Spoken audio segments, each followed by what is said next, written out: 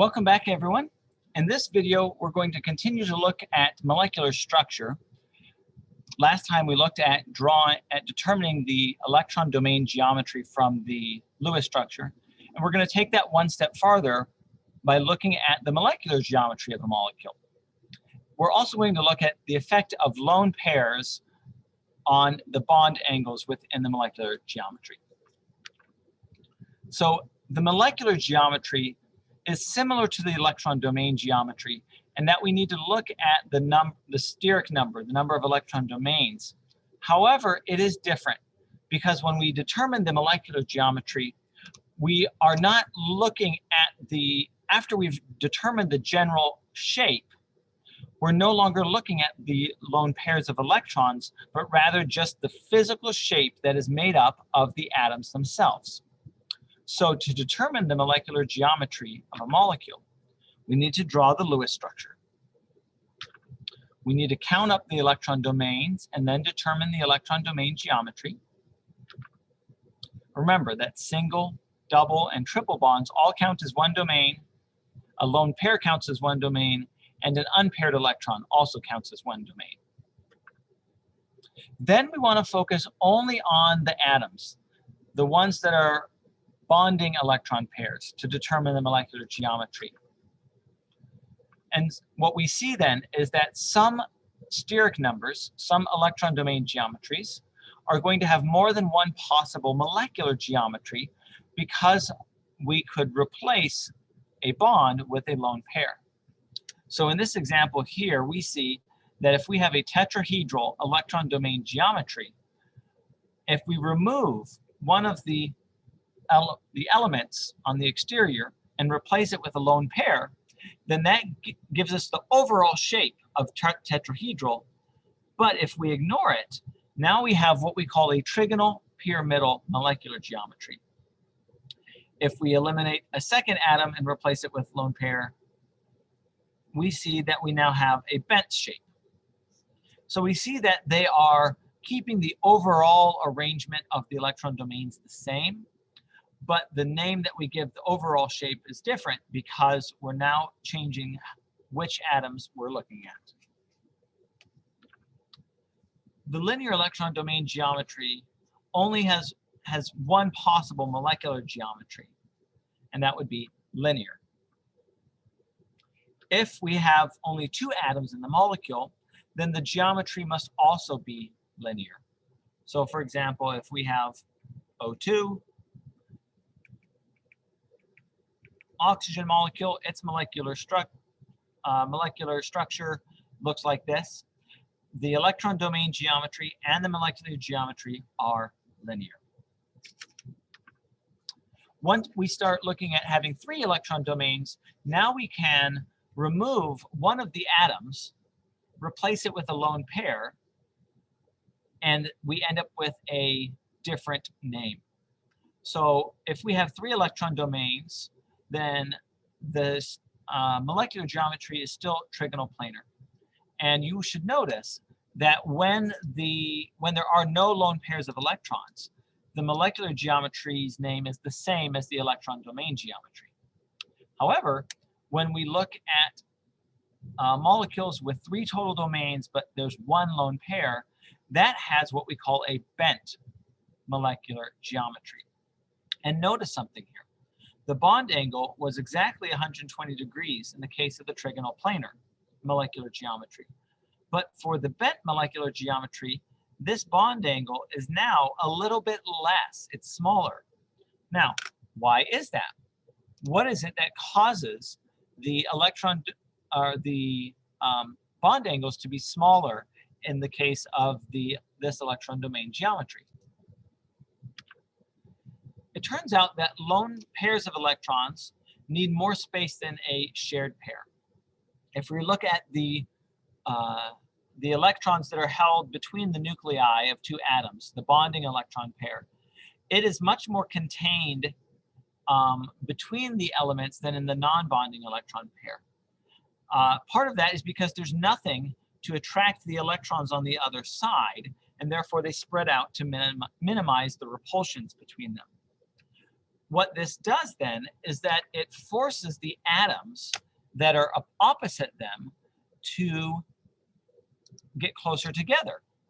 And so the lone pair of electrons squish the atoms closer together, which reduces the bond angles relative to normal.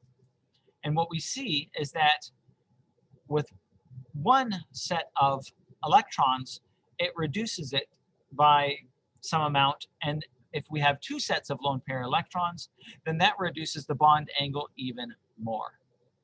Now, you do not need to know the values that they deviate by.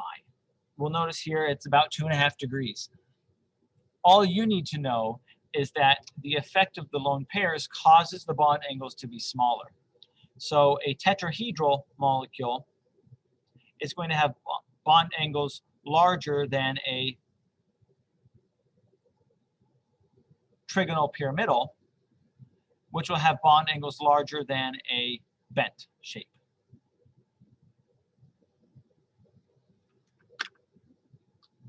With tetrahedral molecules, as we saw already, we can have 3 different shapes by removing, essentially having molecules that only have 3 bonded atoms or 2 bonded atoms. Something that I didn't yet mention explicitly, but bears some importance here, is using this AXE notation. As we mentioned earlier, A is our central atom. X refers to the bonded atoms, and E refers to the number of electron pairs. So for our tetrahedral molecule, it has 4 bonded atoms, no lone pairs. For trigonal pyramidal, it has 3 bonded atoms, 1 lone pair, and then 2 of each in the bent molecule. Again, we see the effect of the lone pair is that it decreases the bond angles. And here you see some examples of what types of molecules might have those. For molecules that have 5 electron domains, the trigonal bipyramidal electron domain geometry, there's 2 types of sites, as we've mentioned already. You can have axial sites, which we can think of as our north pole and our south pole of the molecule. And then you have the equatorial. Think of them as going around the equator of the molecule. The equatorial atoms all have a bond angle of each other of 120 degrees, whereas from axis to equator, it's 90 degrees, and from axis to axis, the axial to axial, that's 180 degrees. However, this has important implications for understanding what the molecular geometries are when we look at molecules with 5 electron domains, but fewer than 5 bonded atoms. So it turns out that the lone pairs around the axis, or rather, if we have lone pairs, having them around the axis is going to minimize the repulsions of the lone pair to the other elements. So if you have a single lone pair of electrons on a trigonal bipyramidal molecule, it goes on the equator. If you have 2 sets of lone pairs electrons, they also go on the equator. And that will minimize the repulsions of the lone pairs to the atoms. 3 sets of lone pairs is going to end up with all of them being on the equator, ending with essentially a linear molecular geometry. So what we see here, the names for our molecular geometries, we have the seesaw shape, we have a T-shaped. Notice that it's forming the shape of a T. Here we have the seesaw with 2 legs on it, and then we have linear. The bond angles for trigonal bipyramidal are 90, 120, 180, as we said, and then due to the increased space that the lone pairs of electrons take up, that's going to reduce the bond angles for our seesaw and T-shaped. However, for the linear molecule, because we have 3 sets of lone pairs, they cancel each other out and they end up not affecting the bond angles between the atoms that are on the axes. Our last type of electron domain geometries and sets of molecular geometries is octahedral. With the octahedral electron domain geometry, we have 6 total domains. And if we have no lone pairs, then we call that octahedral. If we have 5 bonded atoms and 1 lone pair, that is square pyramidal. What we can see here is that we have a square base, and they form the shape of a pyramid, hence the name square pyramidal. If we have 4 bonded atoms and 2 lone pairs, that is square planar. A square base, and this is 2-dimensional. This is in a plane. Notice for square planar that the lone pairs go on opposite sides of each other. If we were to draw them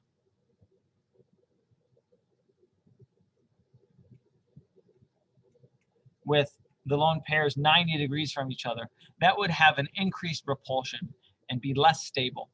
So this doesn't happen. Instead, we get the case where the electrons are opposite of each other. So this page summarizes all of the molecular geometries, keeping in mind that when we have 0 lone pairs, the electron domain geometry gets the same name as the molecular geometry. You're expected to be able to know the names of these, know the bond angles associated with them, and to be able to determine for any molecular formula what their electron domain geometries, bond angles, and molecular geometries are.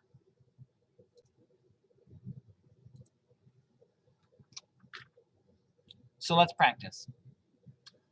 What are the electron domain geometries and molecular geometries of the sulfite ion, SO3 2-. Pause the video and try this on your own. Welcome back. So, what do we need to do? First thing we need to do is draw the Lewis structure. We have 6 electrons from each of the atoms, plus 2 electrons from the charge. That gets us a total of 26 valence electrons. When you draw the Lewis structure, you get the sulfite ion with double bond between oxygen and sulfur, single bonds between the others. Now, hopefully you saw here that you could have drawn a double bond between a different oxygen, or in fact, you could have drawn it with single bonds. It turns out that the resonance that you may consider here is not going to affect the electron domain geometry or the molecular geometry. It will always have the same number of electron domains. So, how many electron domains does it have?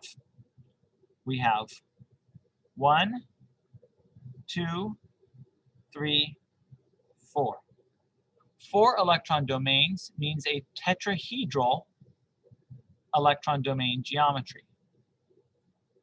Now, because it has 3 bonding domains and 1 non-bonding domain, we would call that a trigonal pyramidal molecular geometry. After you remove the effect of the lone pair, we can see that we have formed a pyramid between the 4 atoms with a trigonal base, hence the term trigonal pyramidal. That's it for this video. Thanks for watching. Have a great day.